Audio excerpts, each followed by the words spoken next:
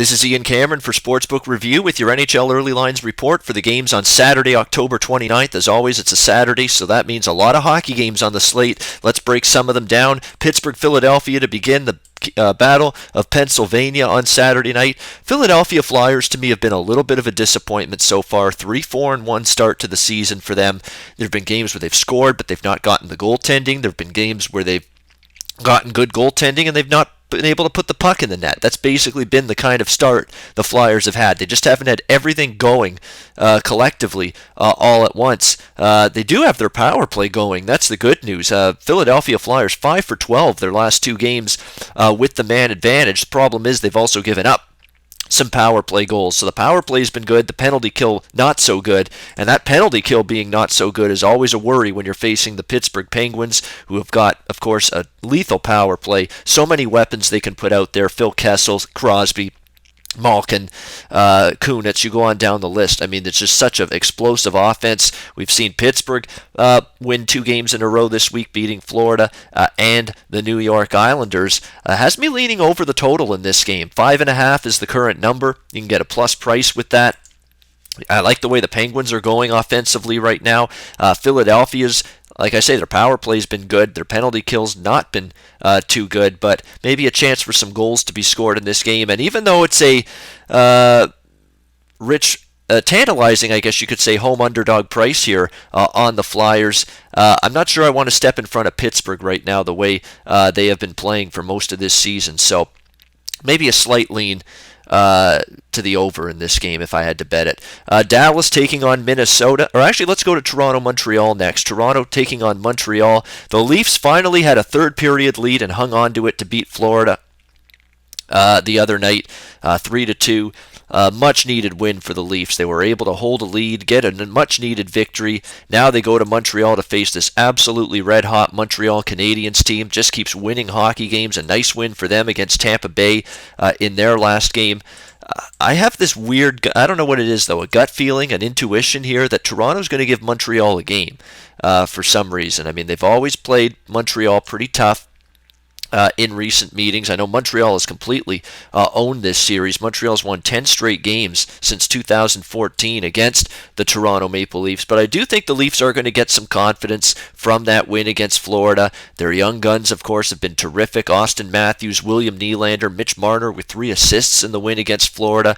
Offensively, they've been fine. It's just about finding that defensive identity and being able to get stops from Frederik Andersen when they need them.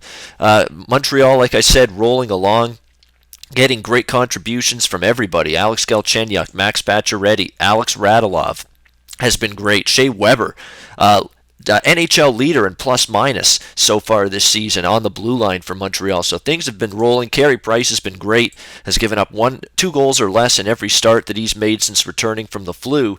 That being said, I get this weird feeling that Toronto, believe it or not, could be live in this game. I mean, 7-0-1, amazing start for Montreal, but you're not going to keep playing that well all season long. You're going to go through some losses and some losing streaks as the season goes on. And right now, there's no value to back Montreal. -200. Obviously, their hot start has them very, very well respected in the betting markets.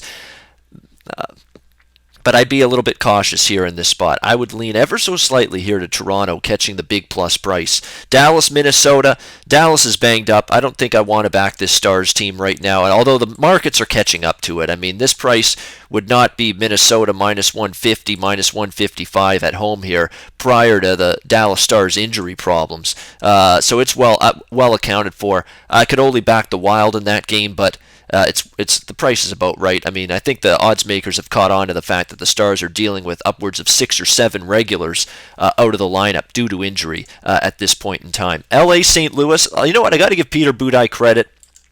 For as much as I ripped on him and the LA goaltending situation since Jonathan Quick got injured, he's done a solid job. He has. And LA's been winning games, although they have given him some good goal support in their 4 straight victories. All of them in overtime or a shootout. So they've won a lot of close games. beating Dallas, Vancouver, Columbus, and Nashville in 4 straight games. The Kings needing overtime or a shootout to win those games, but they are playing well. Now they go on the road to face the St. Louis Blues, and a St. Louis team that I'd be a little leery of betting against in this spot. They're off 2 straight losses at home against Calgary and Detroit.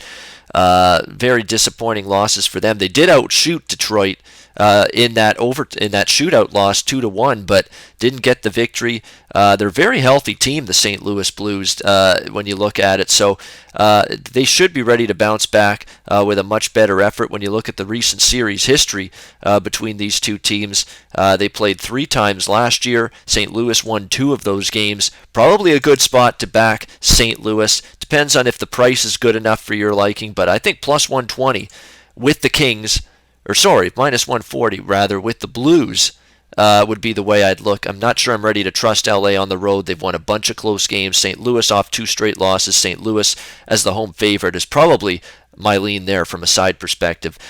We've got Colorado, Arizona. What can you say about Arizona? I mean, they're just having a ton of issues with goaltending right now. Louis Domingue and Justin Peters, that's not what I consider number 1 caliber goaltending in the NHL. But they are scoring goals. I mean, you look at what they're doing offensively, this Arizona team. It's been pretty impressive. And I mentioned this, we cashed a Flyers Coyotes over the total winner in my last play of the day recommendation here on our NHL early lines videos, and they're getting good contributions right now. Brad Richardson, 3 goals, 3 assists, 6 points. Ekman Larson, 5 points from the blue line. Radim Verbata, 5 points. Max Domi, 4 points. Martin Hanzal, 4 points so far. So this team's been able to score some goals.